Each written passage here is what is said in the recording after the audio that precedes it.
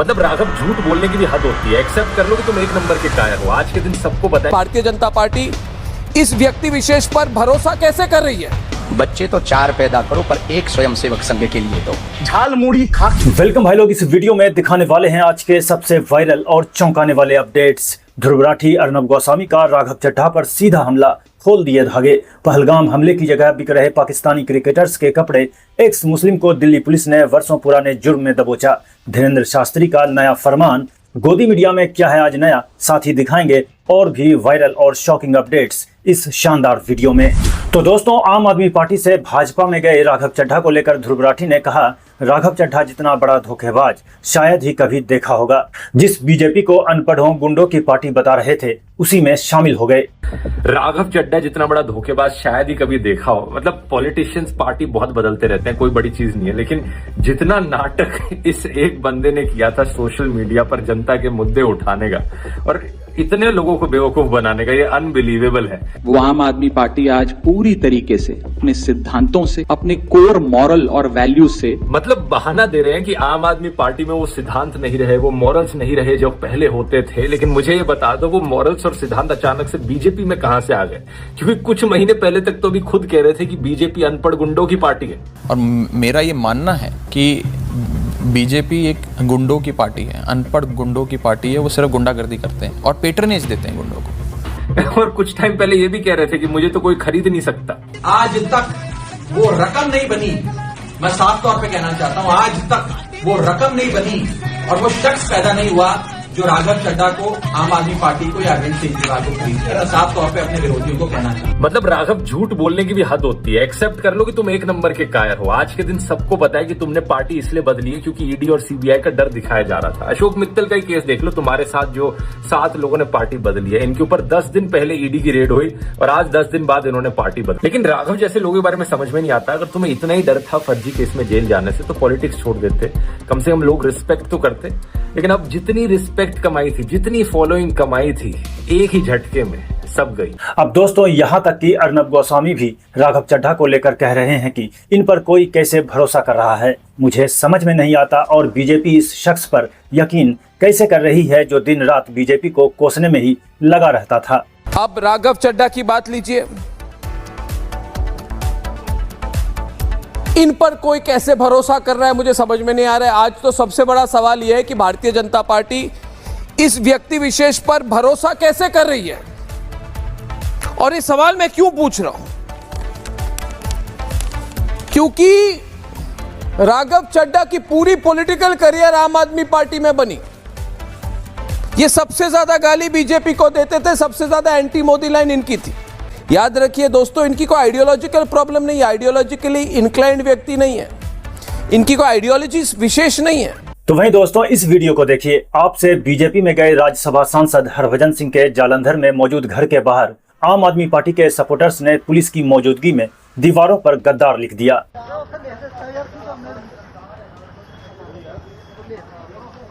तो ऐसे में दोस्तों, सिंगर नेहा सिंह राठौर बीजेपी पर हमला करने से कहां पीछे रहने वाली थी। नेहा सिंह राठौर ने कहा, भाजपा में राघव चड्ढा जैसे दल बदलू नेताओं का स्वागत हो रहा है, लेकिन भाजपा का अपना जमीनी कार्यकर्ता आज भी धूल फांक रहा है। टेंट कुर्सी ये लगाते हैं और विपक्ष के नेता पार्टी में शामिल होकर पद पा जाते हैं। इन कार्यकर्ताओं की दशा देश की जनता जैसी हो गई है। राघव चड्ढा भाजपा को गाली देकर भाजपा में जाने वाले पहले नेता नहीं हैं। भारतीय जनता पार्टी विपक्षी पार्टियों के नेताओं से इतनी ज्यादा भर चुकी है कि भाजपा में मौजूद असली भाजपाई अल्पसंख्यक होते जा रहे हैं। वॉशिंग मशीन में धुलाई के बाद सभी बाहरी नए नवेले भाजपाई मनपसंद कुर्सियों पर बिठा दिए जाते हैं। ऐसे में भाजपा का जमीनी कार्यकर्ता अपना भविष्य कहां देख रहा है? क्या उसके भाग्य में सिर्फ कुर्सी टेंट लगवाना और भीड़ जुटाना लिखा है? सिर पर गमछा बांधकर धूप में पसीना बहाने वाले इन बेचारों की हालत भी देश की जनता जैसी ही हो गई है। मेहनत ये करते हैं और फसल विपक्ष के दल बदलू नेता काट ले जाते हैं। दोस्तों, उत्तर प्रदेश के बहराइच में नारी शक्ति वंदन प्रोग्राम के तहत कलेक्ट्रेट के बाहर अखिलेश यादव और राहुल गांधी का बीजेपी एमएलए अनुपमा जायसवाल पुतला फूंक रही थी। इसी दौरान उनका चेहरा झुलस गया, जिसके बाद उन्हें लखनऊ हॉस्पिटल रेफर किया गया है। दोस्तों ये नजारा मेरठ के सेंट्रल मार्केट की है। सांसद अरुण गोविल बैठे हैं, पब्लिक गा रही है सजा दो घर को गुलशन सा, मेरे घर राम आए हैं।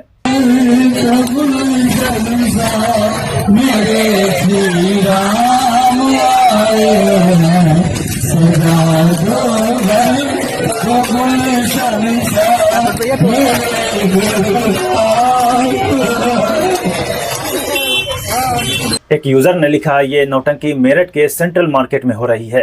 जो लोग अरुण गोविल को कुर्सी पर बिठाकर भजन गा रहे हैं, इनके घर दुकान पर बुलडोजर चलने वाला है। कुछ दिन पहले तक ये बीजेपी और सांसद अरुण गोविल को गाली दे रहे थे, अब पूजा कर रहे हैं। तो वहीं एक दूसरे यूजर ने लिखा, आए तो लेकिन जुमलेबाजी कर निकल गए। तो नितिन ने लिखा, इस देश का कुछ नहीं हो सकता। दोस्तों इस वायरल वीडियो को लेकर क्लेम किया जा रहा है कि वीडियो पहलगाम का वही जगह है जहां पिछले साल आतंकी हमले में 26 मासूम लोगों की जान चली गई थी। सड़क किनारे दुकानों पर पाकिस्तानी क्रिकेटर्स के पोस्टर और उनकी तस्वीरों वाली टी शर्ट बिकने की खबर आ रही है, जिसके बाद कई यूजर्स ने वीडियो शेयर कर लिखा, पहलगाम में हमला कैसे हुआ, इसका जवाब इसी से मिल जाता है। पहलगाम में पाकिस्तानी क्रिकेटरों की तस्वीरों वाली टी शर्ट बिक रही है, इसका मतलब है कि ऐसी टी शर्ट की मांग है। दोस्तों महाराष्ट्र के नागपुर में ऑर्गेनाइज्ड एक प्रोग्राम में धीरेन्द्र शास्त्री ने लोगों से अपील की कि वो 4 बच्चे पैदा करें और उनमें से एक को राष्ट्रीय स्वयंसेवक संघ मतलब RSS के लिए डेडिकेट करें। जब पूरी भारत में कहीं आपदा आती ना, तो लोग प्राण बचाकर भागते, लेकिन हमारे राष्ट्रीय स्वयंसेवक संघ का एक एक कार्यकर्ता प्राण बचाकर नहीं भागता, वहां जाकर प्राण बचाता है। ये है स्वयंसेवक संघ, ये है राष्ट्रीय स्वयंसेवक संघ। हम पूरे भारत से प्रार्थना करेंगे, बच्चे तो 4 पैदा करो पर एक स्वयंसेवक संघ के लिए दो, हाँ, ताकि दूसरों को बचाने को काम आए। अब ज्यादा ना कह के हम अपनी बात को विराम करेंगे और आप मुस्कुराते रहिए, और हम चाहते हैं आप ऐसे ही हंसते रहो, मुस्कुराते रहो, ताकि जल्दी अखंड भारत हो जाए तो आनंद आ जाएगा। वैसे भरोसा है आपके रहते कुछ बड़ा होगा। तो वहीं दोस्तों RSS को लेकर राहुल गांधी ने जोरदार हमला किया है। दरअसल बीजेपी और RSS लीडर राम माधव ने अमेरिका में टैरिफ और तेल खरीद पर कंट्रोवर्शियल बयान दिया था, जिस पर राहुल गांधी ने RSS को लेकर ट्वीट में लिखा, राष्ट्रीय सरेंडर संघ, नागपुर में दिखावटी राष्ट्रवाद, अमेरिका में पूरी तरह चापलूसी। राम माधव ने सिर्फ संघ का असली चेहरा उजागर किया है। दोस्तों ममता बनर्जी ने PM मोदी को लेकर कहा कि दिल्ली में एक यमुना को संभाल नहीं सकते और हमारे गंगा में आके आप फोटो खींचते हैं। दिल्ली जमुना कैसा है, पूरा दूषण है, पॉल्यूटेड है। आप एक दिल्ली को जमुना को संभालने नहीं सकते हैं और हमारा गंगा में आके आप फोटो तुलता है।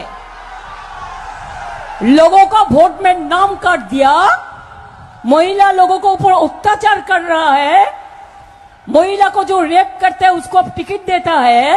तो वहीं दोस्तों इस पर डिबेट में जब एंकर अंजना ओम कश्यप ने गंगा नदी पर PM मोदी और ममता बनर्जी पर TMC स्पोकपर्सन से सवाल पूछा, तो देखिए क्या जवाब मिला। प्रधानमंत्री नरेंद्र मोदी हुगली नदी पे गए और हावड़ा ब्रिज के साथ उन्होंने तस्वीरें डाली, वीडियो डाली, माँ गंगा के बारे में उन्होंने बताया कि कैसे वो यहाँ पर बंगाल की खाड़ी में मिल जाती हैं। इन सब पर चर्चा की। उनसे पूछा गया कि ममता बनर्जी कह रही हैं कि ये स्टंट है, पब्लिसिटी, पॉलिटिकल स्टंट है। बहुत अच्छा लगा कि देश के प्रधानमंत्री गंगा के सफर में गए, क्योंकि देश की राजधानी में छठ पूजा करने के लिए उनको तो स्विमिंग पूल बनाना पड़ता है। कम से कम यहाँ पर तो साफ सुथरी माँ गंगा में वो टहल सके। बहुत अच्छी बात। नमामि गंगे प्रोजेक्ट का 70,000 रुपया कहाँ कहाँ खर्चा है और क्या क्या काम हुआ है, बंगाल में तो दिया नहीं उन्होंने। मैं कहना चाहता हूँ कि तुम तो ठहरे परदेसी, साथ क्या निभाओगे? झाल मूढ़ी खाके दिल्ली वापस चले जाओगे और 2029 तक फिर नजर नहीं आओगे। दोस्तों ये एक्स मुस्लिम सलीम वास्तिक हैं। इन्हें दिल्ली पुलिस ने गिरफ्तार किया है। इस पर 30 साल पहले एक हिंदू कारोबारी के नाबालिग बेटे का अपहरण और हत्या का एलिगेशन है और इसे तब उम्र कैद की सजा हुई थी। साल 2000 में उसे जमानत मिली और फरार हो गया। पिछले 25 सालों से दिल्ली NCR में नाम बदलकर सलीम खान से सलीम वास्तिक बनकर रह रहा था। बाद में ये एक्स मुस्लिम बन गया। तो वहीं दिल्ली में अपहरण और मर्डर मामले में उम्र कैद की सजा पाए सलीम वास्तिक की सिक्योरिटी में यूपी पुलिस लगी हुई थी, जब पिछले दिनों गाजियाबाद में इस पर जानलेवा हमला हुआ था। अब दिल्ली पुलिस ने इसे दशकों पुराने जुर्म में गिरफ्तार किया है। तो इस पर जर्नलिस्ट अनिल यादव ने लिखा, सलीम वास्तिक भक्तों का प्यारा था क्योंकि इस्लाम मजहब को गाली देता था। दिल्ली पुलिस ने 2 दशक पुराने अपहरण और हत्या के मामले में लपक लिया है। अपडेट में दोस्तों आज इतना ही। ऐसे ही वायरल खबर और ट्रेंडिंग अपडेट्स के लिए चैनल को सब्सक्राइब कीजिए और वीडियो ज्यादा से ज्यादा लोगों तक पहुंचे इसके लिए वीडियो को लाइक, कमेंट, शेयर कीजिए। मिलते हैं आपसे नेक्स्ट वीडियो में, तब तक के लिए जय हिंद।